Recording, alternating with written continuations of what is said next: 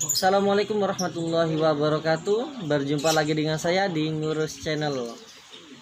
Nah, pada video kali ini saya menggunakan masker ya. Saya memakai masker karena di daerah saya pemerintah setempat sudah mewajibkan ya untuk menggunakan masker. Nah, karena tujuannya untuk menghindari ya dampak dari COVID-19 ya. Bukan hanya untuk diri kita pribadi, tetapi juga untuk keluarga kita, kerabat, teman-teman dan tetangga kita. Ya. Nah, di video kali ini saya akan menjelaskan beberapa macam ya biaya variabel dan biaya tetap ya. Karena untuk menjalankan suatu usaha kita juga memerlukan dan juga harus mengetahui apa biaya tetap dan biaya variabel yang harus kita keluarkan untuk menjalankan suatu usaha. Nah, ini adalah video segmen kedua ya dari video sebelumnya, yaitu di segmen pertama. Nah, bagi teman-teman yang belum melihat video di segmen 1 saya, silakan untuk lihat terlebih dahulu. Linknya ada di deskripsi di bawah ini ya. Nah, ada beberapa biaya tetap. Yang pertama ada meja ya, meja kemudian kursi. Nah, meja dan kursi ini digunakan untuk kasir ya, dan juga ada kursi utama dan juga ada kursi untuk konsumen. Jika ketika konsumen datang bisa duduk dan santai gitu ya dengan nyaman. Nah, kemudian ada buku dan ada pena ya yang digunakan ya untuk mencatat transaksi penjualan atau catatan lainnya. Kemudian ada juga etalase untuk meletakkan produk-produk kita dan juga ada rak ya. Nah, contoh di belakang saya ini adalah rak ya.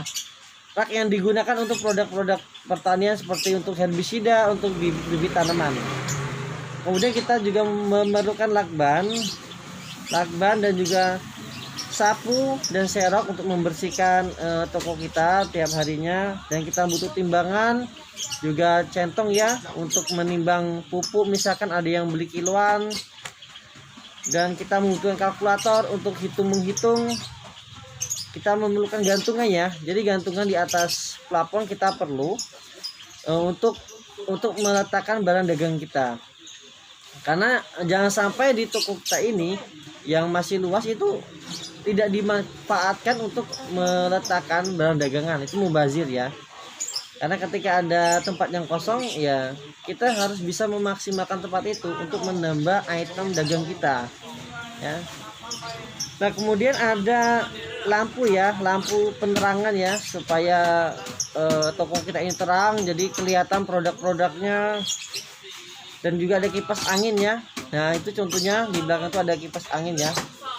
Nah, kipas angin ini supaya tidak kepanasan ya. Kasirnya atau kita tidak kepanasan, dan juga konsumennya tidak kepanasan ya, supaya adem dan nyaman. Kemudian kita juga memerlukan semprotan, dan semprotan ini untuk ya menyemprot supaya debu-debunya itu tidak berterbangan. Kita juga memerlukan lap ya untuk mengelap etalase, kaca-kaca dan lain sebagainya. Dan juga ember, jangan lupa ember diisi air. Apabila ada orang yang membeli tank ya, tank semprot atau sprayer, maka kita harus uji coba terlebih dahulu, maka itu diperlukan air ya. Nah, kita perlu ember sebagai untuk uji coba sprayer ataupun sebagai cuci tangan kita, itu bisa. Kemudian kita butuh pisau atau cutter, kemudian kita butuh obeng, tang, itu sebagai salah satu yang menunjang untuk ketika ada yang servis sprayer ya, kita tentunya memerlukan obeng dan juga tang ya.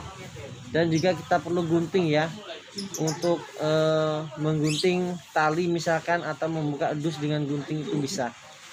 Nah, ini adalah beberapa biaya tetap yang kita perlukan, yang harus kita keluarkan budgetnya untuk barang-barang ini. Ini untuk menunjang jalannya suatu usaha yang kita jalankan.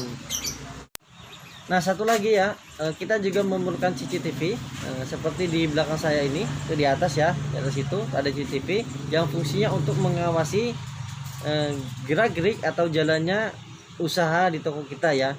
Bisa sebagai pengawasan untuk mengawasi kasir ataupun mengawasi karyawan kita, dan juga untuk memantau barang apa yang terjual dan siapa saja konsumen yang datang dan belanja di toko kita. Dan selain itu juga fungsi CCTV juga untuk mengevaluasi ya apa yang terjadi di toko kita. Mungkin ada kesalahan dari transaksi penjualan ataupun ada pelayanan yang kurang maksimal yang kita lihat dari karyawan kita, sehingga kita bisa memperbaiki semua itu. Nah, demikian biaya tetap yang harus kita keluarkan ya. Nah, untuk pemula ketika tidak mempunyai CCTV ya itu tidak masalah ya kalau masih pemula, tetapi diusahakan menggunakan CCTV karena itu sangat penting. Nah, kita ke biaya variabel ya sekarang. Jadi biaya variabel itu adalah biaya yang habis kali pakai, yaitu adalah kita beli dagangan A, kemudian kita jual, itu habis barangnya. Nah, jadi apa saja sih biaya variabel itu? Yaitu biaya variabel itu di dalam toko pertanian yaitu ada herbisida ya, ada herbisida, ada juga insektisida ya, ada juga fungisida, ada moluskusida, dan juga ada pupuk ya, baik itu yang pupuk kimia ataupun organik ya, dan ada juga bakaret ya, ada juga polybag dan okulasi gunting kebun, dan masih banyak lain-lain yang harus kita siapkan stoknya untuk konsumen yang akan belanja di toko kita. Nah, yang pertama kita ke herbisida. Nah, herbisida ini terbagi dua, yaitu ada herbisida kontak ya, artinya begitu disemprot itu langsung mati, dan juga ada herbisida yang sistemik ya. Nah, yang kontak ini berbahan aktif paraquat-diklorida, sedangkan yang sistemik ini berbahan aktif isopropilamina glifosat ya kalau tidak salah. Nah, dari dua bahan aktif herbisida ini kita pertama ke yang paraquat ya. Jadi apa sih herbisida paraquat yang paling laku nih? Yang paling laku ya, yang paling laris, yang paling dicari oleh konsumen. Itu apa? Apa saja? Nah, itu yang harus kita siapkan ini barang dagangannya. Nah, kalau di daerah saya ini yang kontak, yang herbisida yang paraquat itu yang lancar, yang paling laris dijual dan banyak dicari konsumen yaitu seperti Gramason ya. Kemudian Supretok, Noxon ya, Primaxon, Naraxon, apalagi Primatron ya, Simpson, kemudian Gosong Top, dan masih banyak lagi ya barang-barang yang brand yang dicari oleh konsumen. Nah, tentunya barang ini yang harus kita siapkan. Nah, kalau di herbisida sistemik di sini yaitu Roundup, kemudian Sidalaris, Centaris, Rambo, Prima Up, Jipos ya, kemudian Supremo, Bablas, dan lain sebagainya. Nah, barang-barang brand inilah barang yang dicari konsumen yang harus kita siapkan. Tentunya kita harus menyiapkan stok yang banyak ya.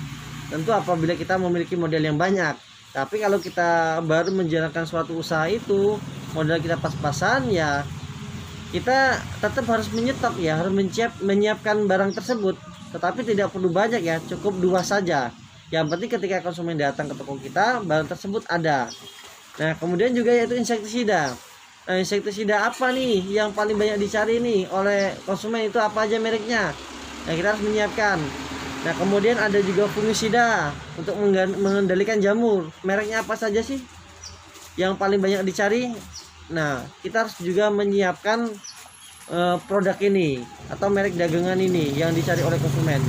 Nah, kemudian ada moluskusida, pengendalian terhadap keong. Nah, apa aja mereknya ini yang dicari oleh konsumen? Tentu kita harus menyiapkan sehingga ketika konsumen datang menanyakan produk tersebut di toko kita, ada barangnya sehingga bisa terjadi transaksi penjualan. Nah, kemudian ada pupuk ya. Nah, pupuk ini ada kimia dan organik. Nah, pupuk apa saja sih yang diperlukan konsumen? Nah, kalau yang terkenal itu seperti urea yang biasa dipakai, kemudian NPK Mutiara 1616, kemudian TSP 46%, dan juga KCL. Nah, kan banyak ini KCL dari keluaran apa? Nah, tentunya kita harus mencari yang bermerek nih. Yang bermerek itu artinya yang dicari oleh konsumen. Itu apa? Kita harus menyiapkan. Dan juga seperti borak, Kistrit, dan dolomit. Tentunya kita harus menyiapkan barang-barang ini. Sehingga apapun yang ditanya konsumen, yang dicari konsumen mengenai pertanian, kebutuhan pertanian oleh konsumen ataupun petani, kita mempunyai barang dagangan tersebut. Nah, di herbisida tadi juga banyak ya, tidak hanya herbisida sistemik dan paraquat ya, tetapi juga ada herbisida yang bahan aktifnya triklopir ya, seperti Garlon, dan juga ada dimetilamina ya, seperti Lindomin ya. Nah, merek-merek tertentu yang seperti ini yang terkenal ya, yang sering dicari konsumen ataupun petani, kita harus mempunyai stok barangnya supaya apapun yang dicari petani ataupun konsumen di toko kita, usahakan barang tersebut ada, sehingga bisa terjadi transaksi penjualan ya. Karena kalau apapun lengkap di toko kita, maka pelanggan ataupun konsumen pun akan senang ya, berarti menilai bahwa toko ini lengkap, ini bagus, rekomendasi ini, karena dia tidak perlu keliling-keliling lagi untuk mencari barang tersebut. Nah, demikian ya informasi ataupun penjelasan mengenai biaya tetap dan biaya variabel ya. Ini bagi teman-teman yang baru mulai ingin membuka usaha ya di bidang pertanian, khususnya obat-obatan ya, itu ya harus hati-hati ya, terutama ya tidak perlu bernafsu ya, cukup dijalani saja sehari-hari, yang penting rutin ya, rutin dan tidak ada kebocoran ya. Oh ya, jangan lupa untuk juga menyetok bibit ya, bibit tanaman. Ini kalau tidak ada bibit tanaman gak ada yang mupuk. Nah, seperti di belakang saya ini ya, banyak berbagai macam bibit ya. Tentunya bibit pun diusahakan mencari yang bermerek ya, artinya apa yang dicari konsumen, merek apa, kita harus bisa untuk menyediakan ya kebutuhan konsumen. Nah, demikian seperti itu penjelasannya. Demikian, semoga bermanfaat bagi teman-teman pemula ya, ataupun yang ingin usaha. Mudah-mudahan informasi ini bermanfaat. Jangan lupa untuk share dan subscribe channel ini. Oh ya, jangan lupa untuk melihat video saya selanjutnya. Insya Allah nanti saya akan buatkan video mengenai bagaimana cara mendatangkan konsumen agar belanja ke toko kita, dan kedepannya bisa menjadi langganan tetap di toko kita. Nah, nanti di segmen 3 saya akan menjelaskan bagaimana trik dan cara-caranya. Nah, sebenarnya ini rahasia, tetapi nanti akan saya berikan di YouTube channel saya ini. Nah, terima kasih. Sampai jumpa, saya tutup. Assalamualaikum warahmatullahi wabarakatuh.